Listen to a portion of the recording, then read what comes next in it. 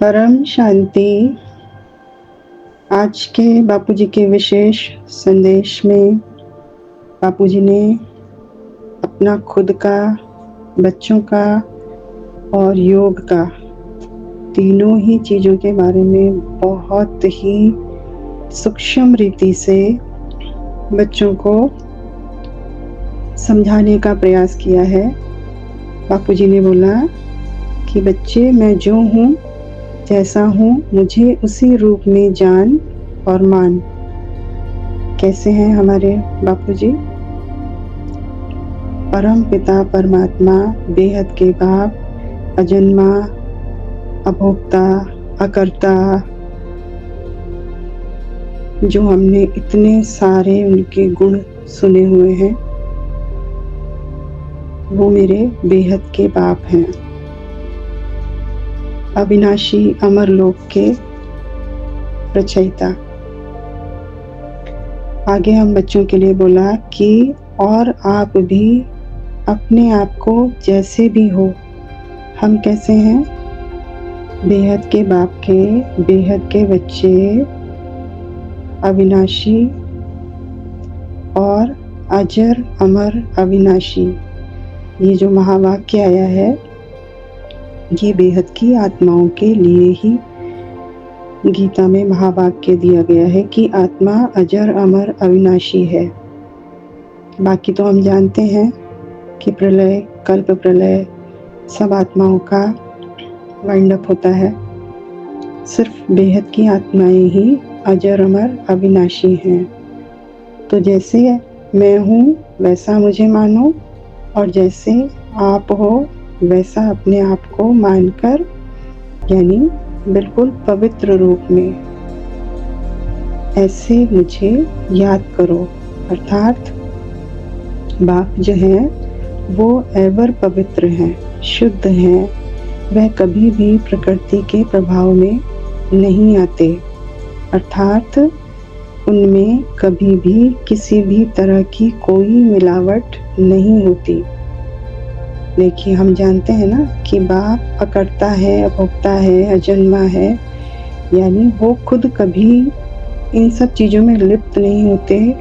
जो भी कार्य उनको करवाने होते हैं, अपने रूप से, अपने सेल के द्वारा वो कार्य को संपन्न करवाते हैं। वो खुद कभी किसी भी तरह की प्रकृति के प्रभाव में नहीं आते, तो इसलिए वो इसके प्रभाव से परे रहते हैं, एवर पवित्र रहते हैं।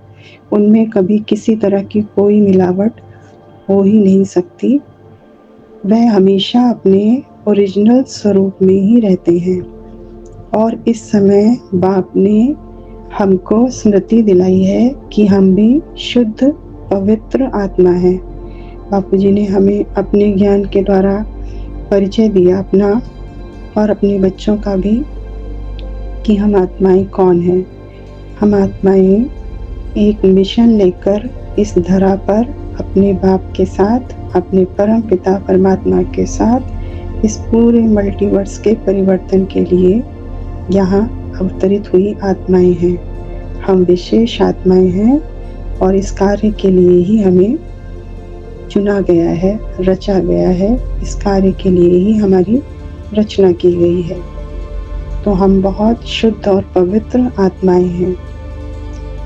आगे बोला बापूजी ने कि आप परमात्मा बाप के समीप रहने वाली हो, और आप जितना स्वयं को पवित्र मान बाप के साथ योग लगाते हो, उतनी ही जल्दी अपने ओरिजिनल स्वरूप में स्थित हो सकते हो।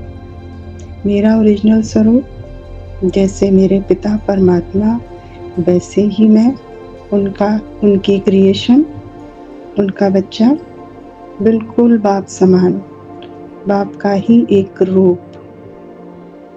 तो जैसे ही मैं अपने ओरिजिनल स्वरूप में स्थित होती हूँ, तो बाप के साथ मेरा योग बहुत पावरफुल योग लगता है। और तब क्या होता है कि हम प्रकृति के बीच में रहकर भी अपने ओरिजिनल स्वरूप में जब हम स्थित होते हैं, तो जो प्रकृति हमारे आमने सामने है, जो हमें इन आँखों से दिखाई दे रही है, वो भी हम कैसे देखते हैं, उस प्रकृति को भी हम लाइट के रूप में देखते हैं, अर्थात प्रकृति के भी ओरिजिनल स्वरूप को जानकर, मानकर इतना ही सोचते हैं कि तुम तो यानी प्रकृति बहुत पवित्र हो। प्रकृति पवित्र कैसे है? मान लीजिए हमारी आँखों के सम्मुख कोई भी दृश्य है, कोई वृक्ष है, कोई पशु पक्षी है, तो ये सब जो भी दृश्य हमारे सामने है वो सारा प्रकृति है।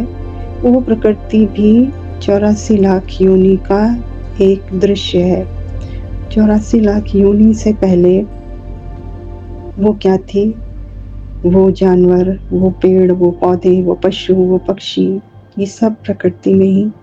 उससे पहले वो क्या थी? उससे पहले वो मनुष्य ही 84 लाख योनि में आता है। उससे पहले वो मनुष्य थे, प्रकृति ही मनुष्य थी, और मनुष्य से पहले वो देवी देवता थी। तो ओरिजिनल स्वरूप क्या हुआ प्रकृति का? ओरिजिनल स्वरूप उसका हुआ पॉइंट ऑफ लाइट, यानी वो भी ओरिजिनली बहुत प्योर है, बहुत शुद्ध है और लाइट स्वरूप में है।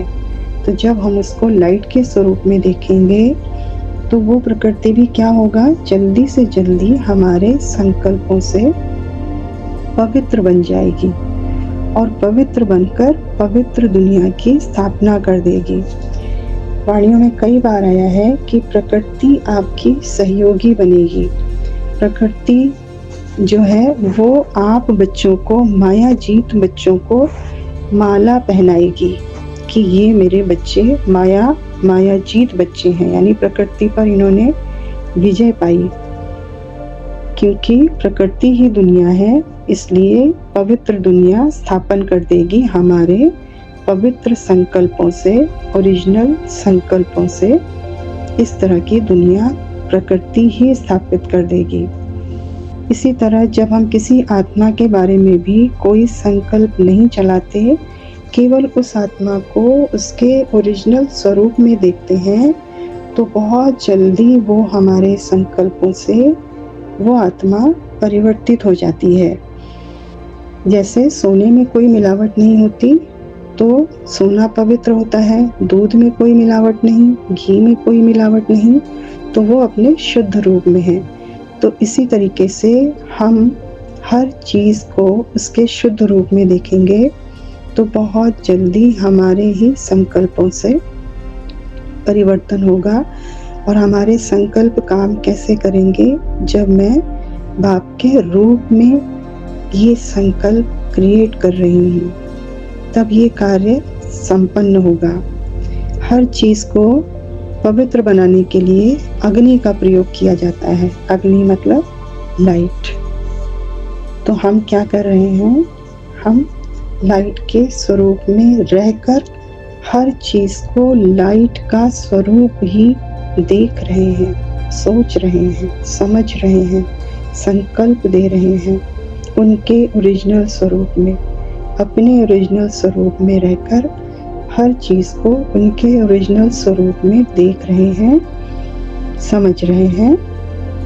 तो क्या हो रहा है उससे कि अग्नि अर्थात लाइट, जब हम स्वयं को ओरिजिनल स्वरूप अर्थात लाइट समझकर सबको उनके ओरिजिनल स्वरूप में देखने या संकल्प मात्र से भी पवित्र लाइट से सब कुछ पवित्र लाइट में परिवर्तन हो जाएगा।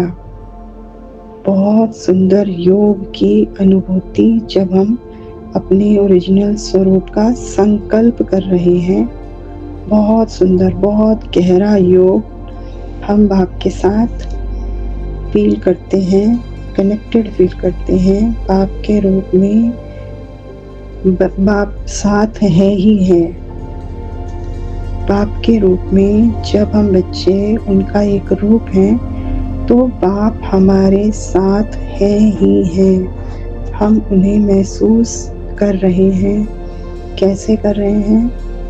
कि सब तरफ लाइट ही लाइट है, चारों तरफ लाइट ही लाइट है। बस लाइट ही लाइट है, लाइट ही लाइट है।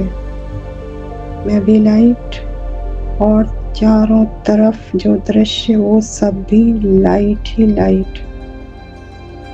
जब सब कुछ लाइट ही लाइट, तो फिर